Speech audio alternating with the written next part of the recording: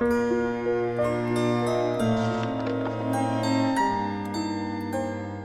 с тех пор я никогда не молчу.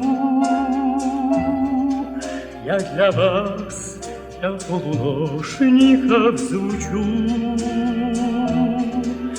Знаю я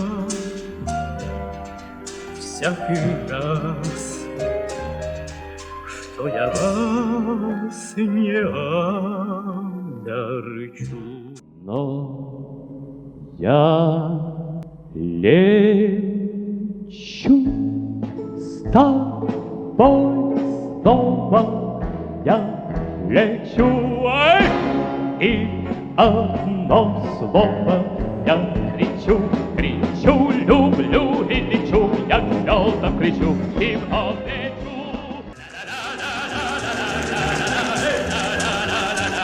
Лечу, лечу, если захочу я, то к звездам полечу.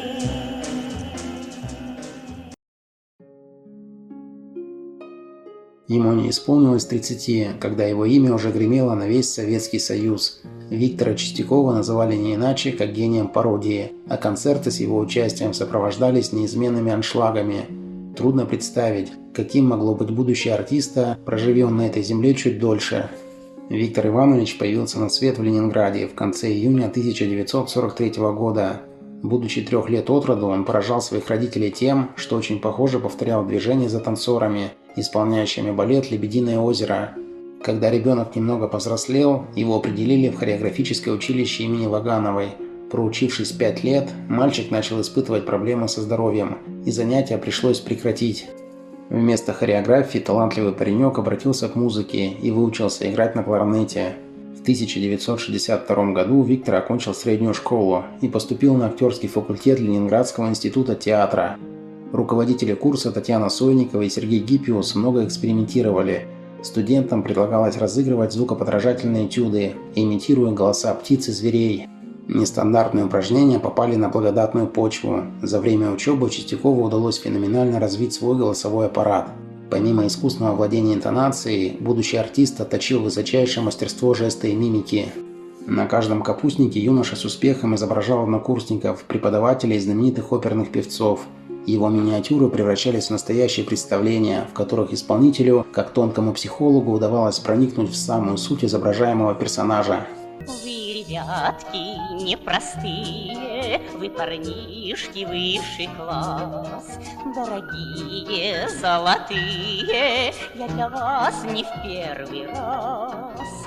От души стараюсь, битый час пою, потому что каюсь, очень петь люблю. В 1966-м молодой актер поступил в штат драмтеатра имени комиссар Ржевской. Его сценическим дебютом стало появление в спектакле «Принц и нищий» по роману Марка Твена. Дальше театральная карьера Чистякова забуксовала. Ему почти не предлагали ролей. Невостребованность угнетала Виктора, и он решил сменить место работы. В 1971-м из северной столицы артист перебрался в Москву. Здесь он планировал попасть в коллектив прославленной Таганки, но по ряду причин эту идею пришлось оставить. В конце концов, Чистяков был принят в театр имени Гоголя, поработать в котором ему довелось лишь 1 год. Уникальная творческая энергия артиста нашла выплеск за пределами театральных стен. В 1968-м его студенческое пародийное хобби переросло в профессию. Виктор создал сольный эстрадный номер под названием «Радиоконцерт для тех, кто спит». Дорогие радиослушатели, сегодняшний концерт составлен по вашим заявкам. Группа научных сотрудников в НИГРИКе Профторбломоблфанера проводили в заслуженный отпуск старейшую револьверщицу револьверного цеха Анну Анисимовну Косых. Сейчас наша Анка-револьверщица, так любовно называют ее товарищи, отдыхает по горящей путевке в Дебунах. Передайте для нее что-нибудь Козловское, пишут они. Суть выступления состояла в том, что актер, обладатель абсолютного слуха и широчайшего вокального диапазона, пел голосами кумиров отечественной и зарубежной эстрады. Слушатели с восторгом узнавали неподражаемые интонации Леонида Утесова, Клавдии Шульженко, Эдиты Пьехи, Людмилы Зыкиной, Мирей Матье, Анны Герман и Майи Кристалинской. Я вас люблю, чего воли, что я еще могу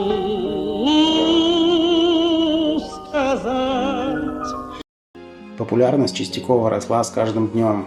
Колонный зал Дома Союзов и телевизионные голубые огоньки – лишь самая малая часть его выступлений. За 4 года Виктор Иванович исколесил полстраны и принял участие в 1000 концертов. Фильмы. В плотном графике артиста нашлось немного времени для съемок. С 1968 по 1970 годы Чистяков поучаствовал в нескольких музыкальных картинах, сыграв самого себя. В сказке-концерте Ларисы Шипитько в 13 часу ночи его героем стал некий пародист, исполняющий юмористические куплеты. Пьеха-хиль, Чистяков. Хорошо, что поезд отправляется, хорошо, что я смотрю в окно, хорошо, что песня продолжается, ведь она придумана давно. Если все у дружбы получается, зритель скажет, это хорошо. Если популярность не кончается, это значит тоже хорошо. Годом позже в аналогичной новогодней комедии Юрия Саакова «Похищение» он спел уже под собственным именем. Допусти меня, бдительный друг, избранный круг, зритель наш, не простите со мной долгих расстроений.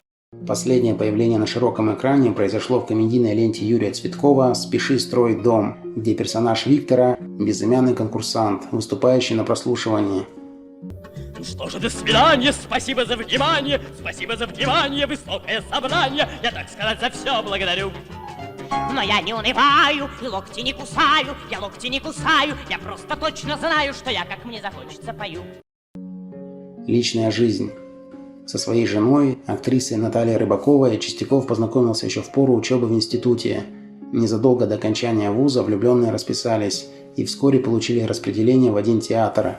Наталья и Виктор прожили вместе 6 лет. Детей у супругов не было. Виктор Иванович очень спешил жить, и спешка оказалась не напрасной. В мае 1972 года актер должен был лететь в Харьков на юбилей местного театра оперетты.